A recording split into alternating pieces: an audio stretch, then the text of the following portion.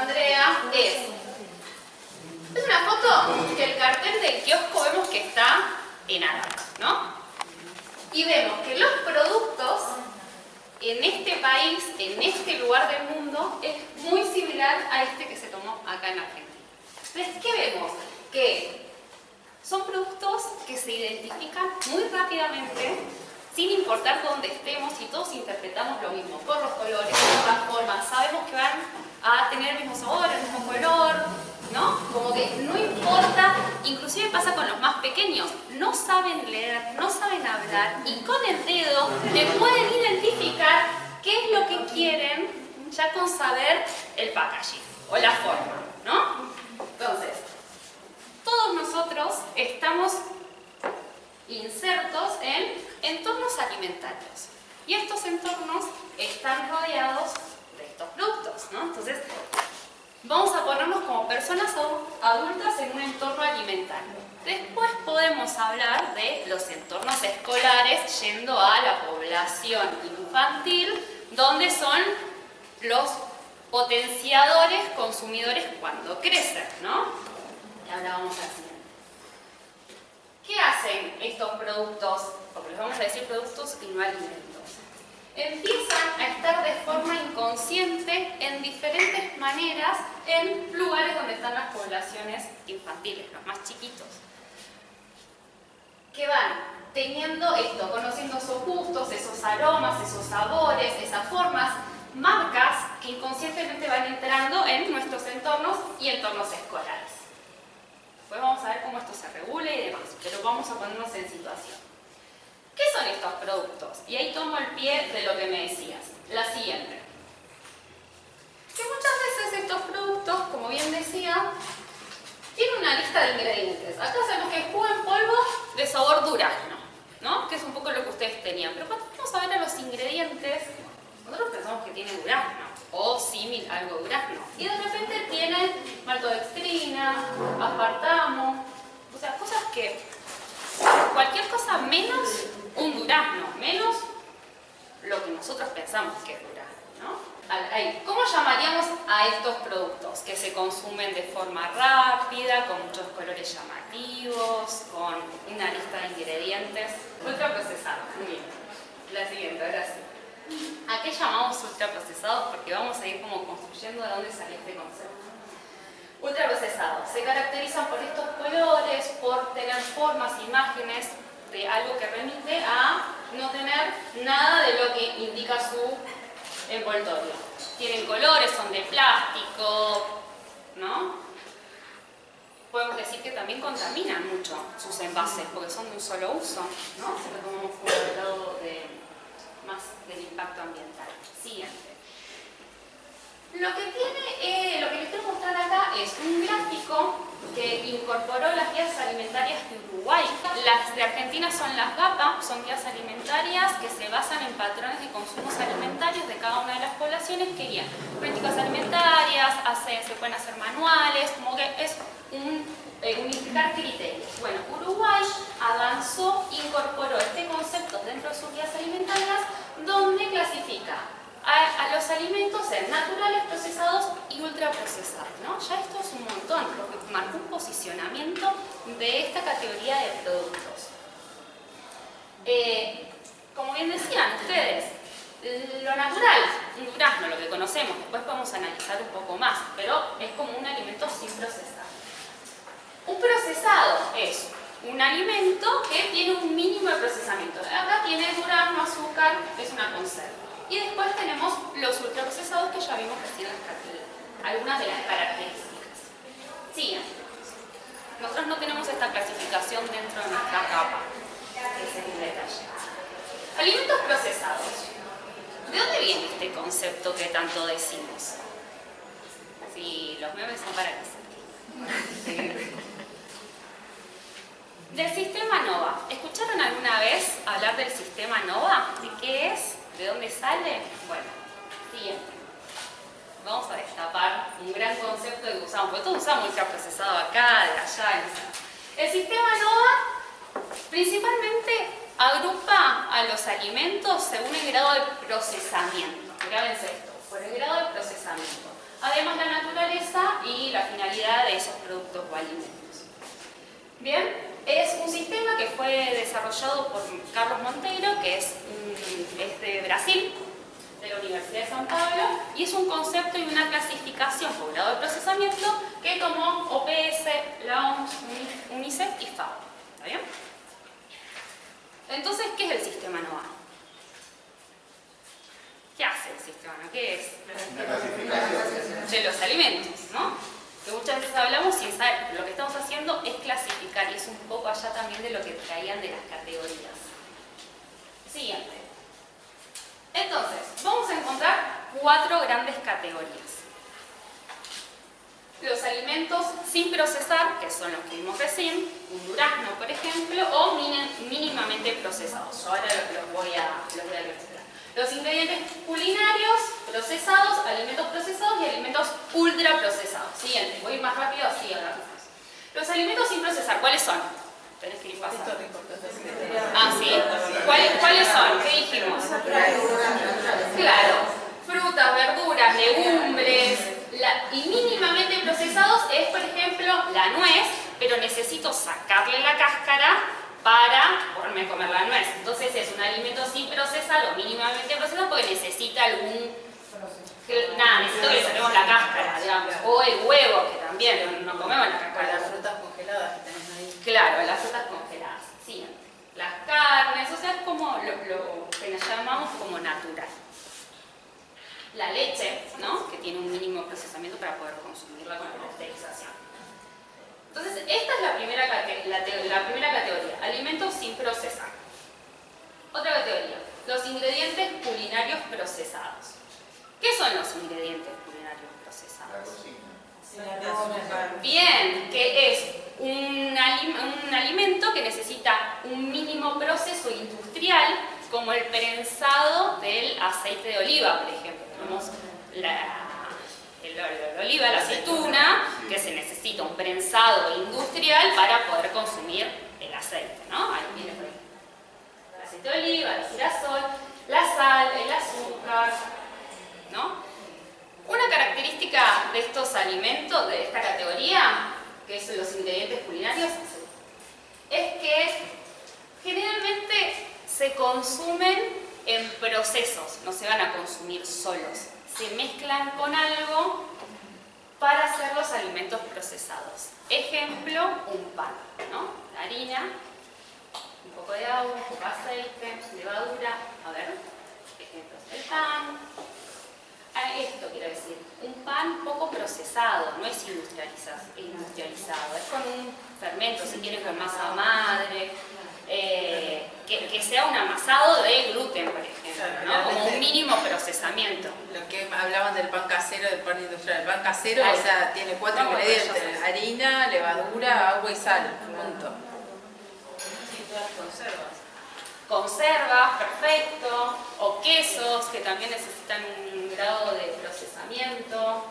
Acá tenemos jamón crudo, lo mismo con la sal, las conservas, los enlatados. Bien, por ejemplo, los enlatados necesitan sal, ¿no? Entonces, desde ahí se mezclan los 2 primeros grupos. Vendría a ser como para que se entienda. Y por último llegamos a el último, que es el de los productos ultraprocesados. Acá les digo que les vamos a decir productos marineros.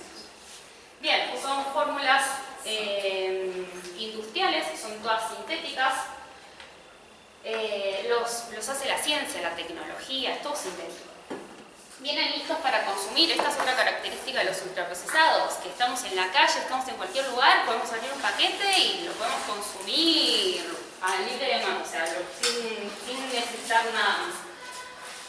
Son adictivos, o sea, cada vez que abrimos un paquete, Hasta que no te lo terminas, no querés. no podemos terminar, o sea, lo empezamos y no lo podemos dejar a medias, tenemos que están diseñados y pensados para eso. Sí. Otra cosa, se le agregan micronutrientes fortificados para fortificar esos productos, porque muchas veces pasa, no sé, tengo este alimento, este producto que está hecho industrialmente con lo que mostré recién, la lista de ingredientes, todas cosas sintéticas, pero es fuente de vitamina A, ¿no? Porque pretende es poder darle algo, algún beneficio, y eso hace que nos engañe a la hora de consumir.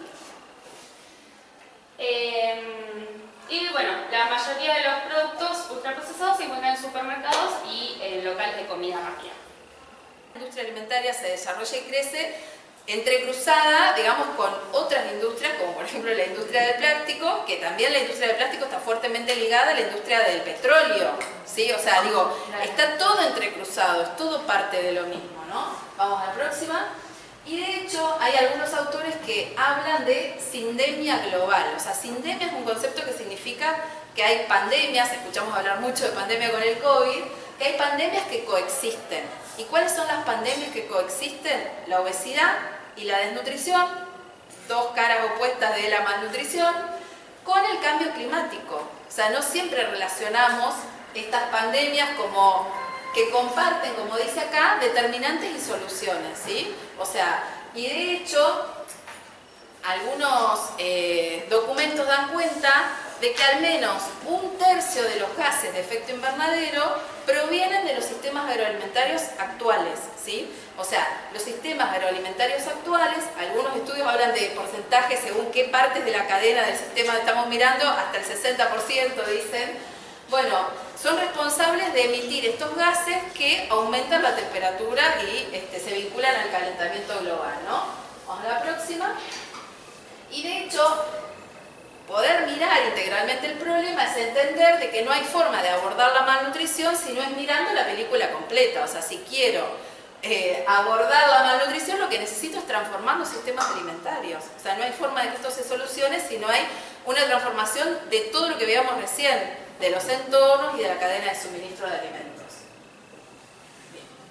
Y de hecho, yo les hablaba de los ultraprocesados como el producto estrella. Argentina es el 8º país en superficie del mundo y tenemos, digamos, la mayoría de las personas, esto lo veíamos en el eje de producción, concentradas en ciudades, un campo, digamos, sin campesinos, y este tipo de más del 60% de la superficie ocupada por soja y todos los derivados de la soja como ingredientes de estos ultraprocesados, ¿no? Y de todos los transgénicos, ¿no? La soja transgénica, el maíz transgénico. Uno de los endulzantes más económicos es el jarabe de maíz de alta fructosa, que en los ingredientes de los ultraprocesados aparece como JMAF. Vamos a la próxima. Y de hecho está fuertemente concentrado. Esto hablábamos un poco en el eje de producción. A nivel global, un informe de UNICEF daba cuenta de que solo 100 empresas concentran el 77% de las ventas de alimentos en todo el mundo. Y digo que parece que tenemos un montón de diversidad de opciones y de marcas, pero en realidad son un puñado de transnacionales las que concentran todo lo que en general nos ofrecen las góndolas. Y parece que tenemos un montón de opciones, pero en realidad son un puñado de empresarios los que deciden qué es lo que nos llevamos a la boca, ¿no? La próxima.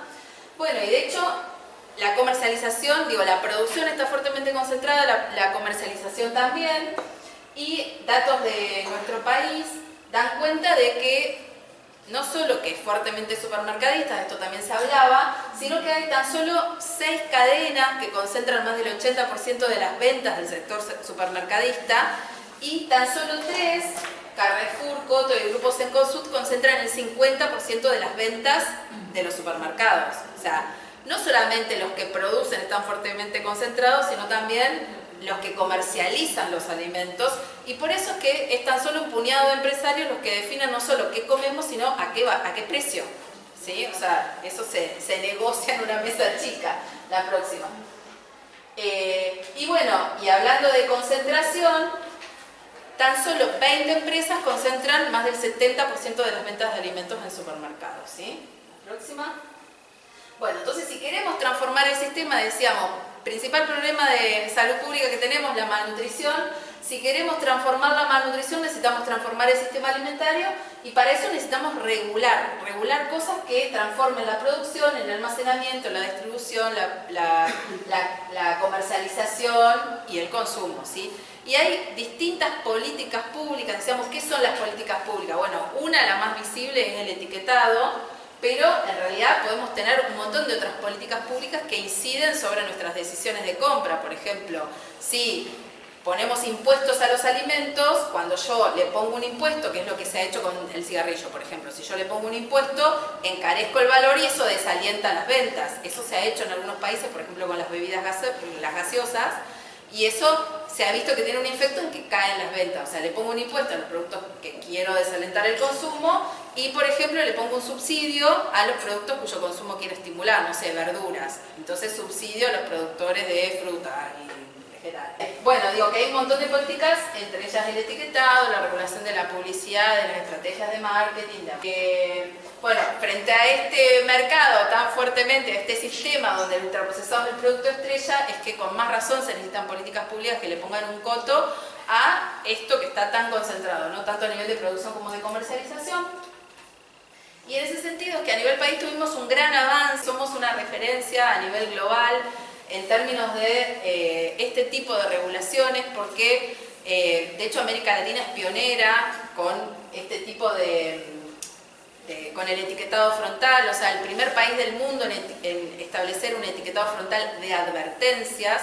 Se llama así porque, como bien decían hoy, nos advierte, nos pone, hoy decían, bueno, esto de que nos dice pare, o sea, de hecho tiene la forma gráfica, es la del símbolo pare, ¿no? O sea, es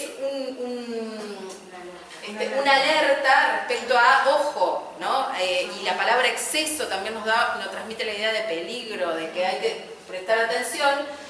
El etiquetado frontal es una de las regulaciones que está contenida en esta ley. La ley, ese es el número y se llama de promoción de la alimentación saludable, la conocemos como ley de etiquetado frontal, pero en realidad esta ley, la forma más visible, digamos, la regulación más visible que tiene es precisamente la implementación de estos sellos de advertencia que nos advierte cuando un producto tiene exceso de nutrientes críticos, azúcares, grasas saturadas totales, sodio y también cuando tiene exceso en calorías.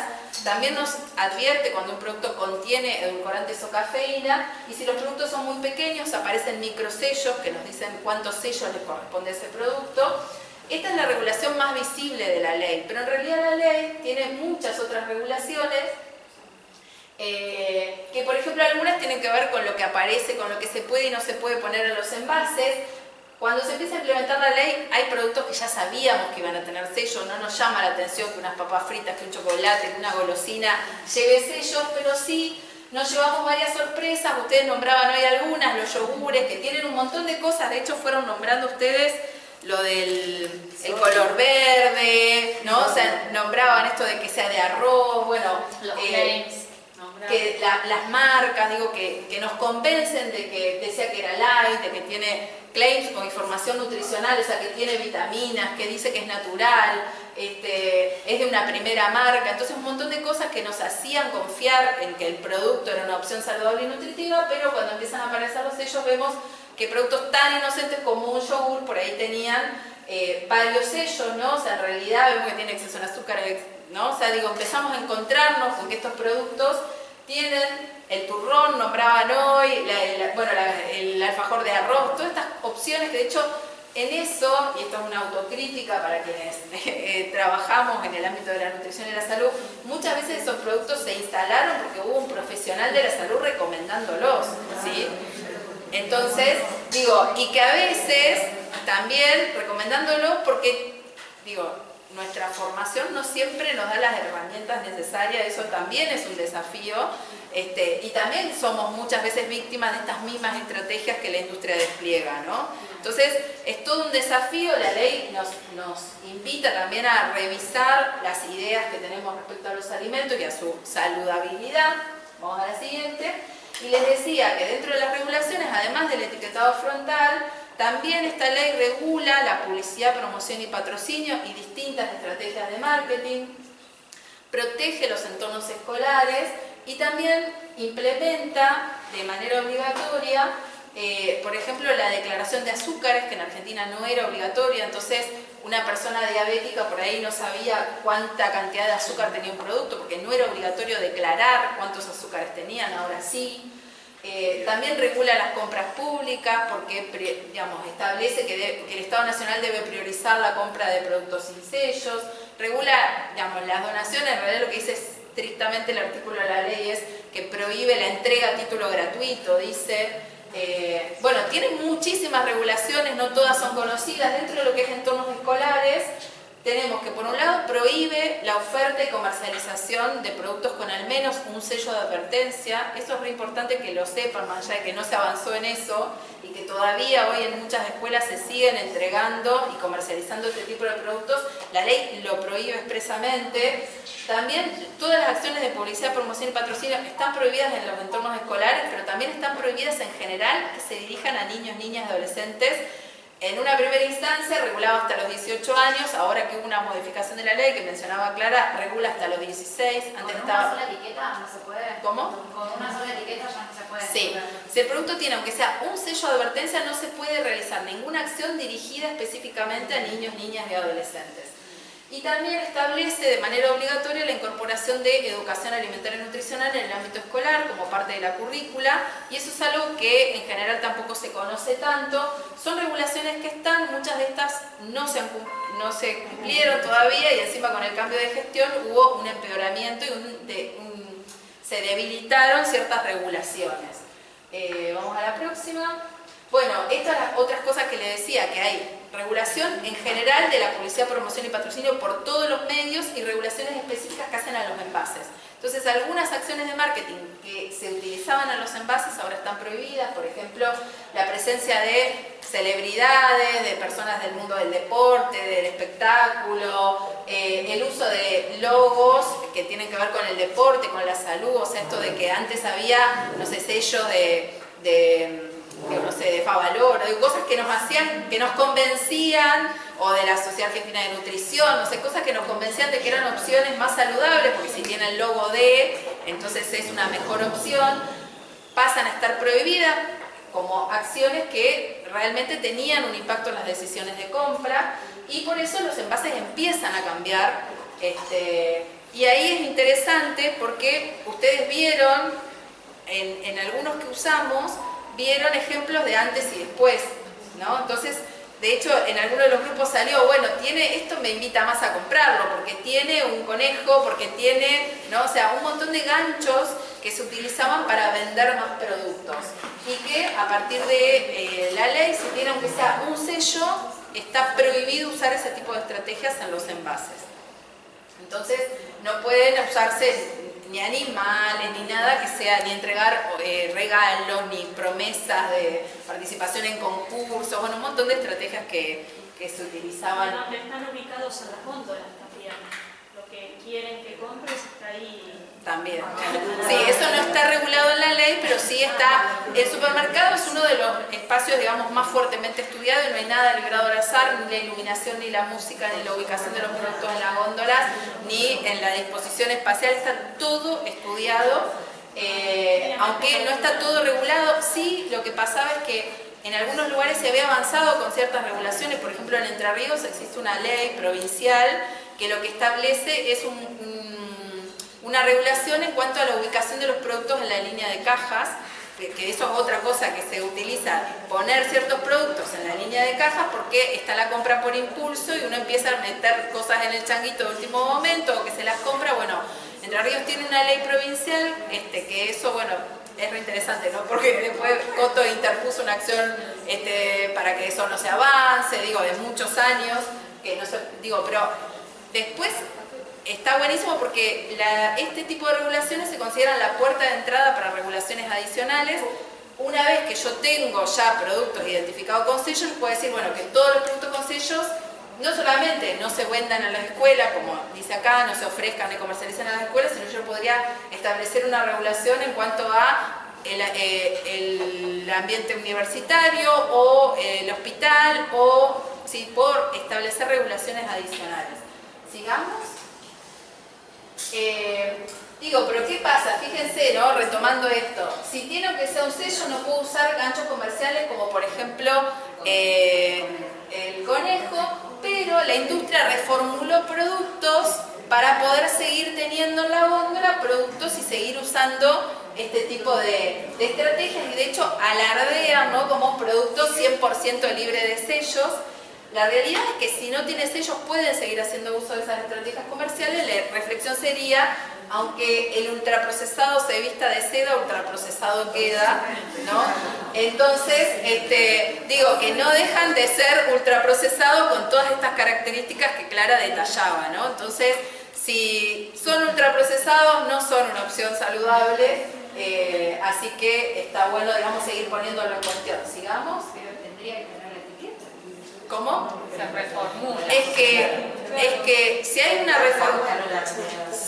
por eso, después seguimos en el intercambio, pero si hay una reformulación donde el producto no tiene exceso, no supera, o sea, No, sí, ya me aclaró eso. la etiqueta, digamos, alcanza los productos que, digamos, tienen adición de nutrientes críticos, grasas, azúcares, sodio y superan un valor límite. Si tienen adición de nutrientes críticos pero no supera los valores, no tiene la obligación de colocar el sello. Si no tiene el sello, no queda alcanzado por el resto de la regulación. Si tiene aunque sea un sello, sí. Si reformula, entonces se llenó de nuevas recetas. Si reformula, puede seguir usando las estrategias de marketing, entonces seguimos viendo que este tipo de productos coexisten con otros que no cumplen con lo que dice la normativa.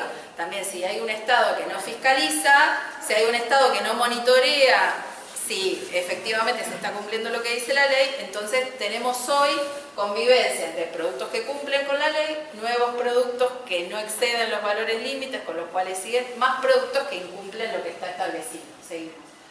Bueno, porque de hecho nuestra ley, la ley de etiquetado es muy buena, muy sólida, pero la industria siempre va a encontrar, digamos, la forma de seguir vendiéndonos sus productos, digamos, y de hecho por eso es tan importante pensar, digamos, que en realidad la ley de etiquetado es como siempre decimos, es un enorme paso en la dirección correcta, pero si queremos transformar el sistema alimentario necesitamos muchísimas otras políticas públicas, y acá solamente nombrarles algunas.